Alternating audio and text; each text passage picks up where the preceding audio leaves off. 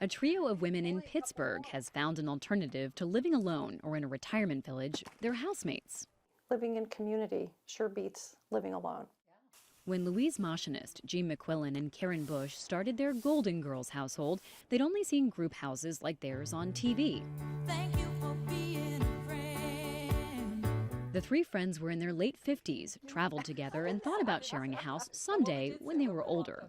We have so many shared interests and lifestyle preferences, and it would be so economical, it would be so efficient, it would be so fun.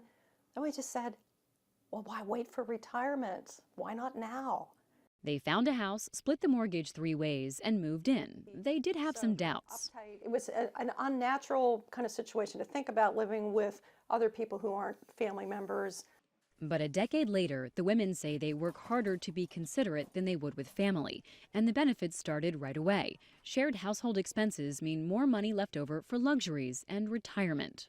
It frees up time because now you're sharing the chores. You're paying for some services that you used to do yourself. They've helped each other through injuries, and there's someone to come home to at the end of the day. Some have grandchildren and ex-husbands, but as they've gotten older, these baby boomers have found themselves both independent and willing to try something new.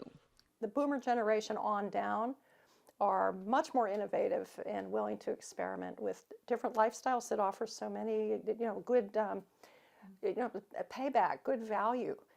More than a third of baby boomers are hitting retirement age without a spouse, and women live on average 5 years longer than men. It's led to an increase in group houses, especially among women.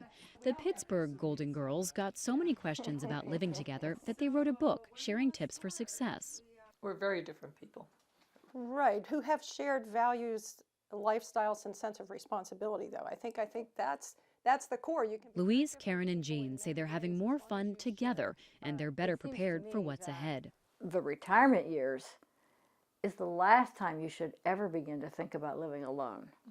You know, it's in terms of safety, in terms of community, in terms of social connections.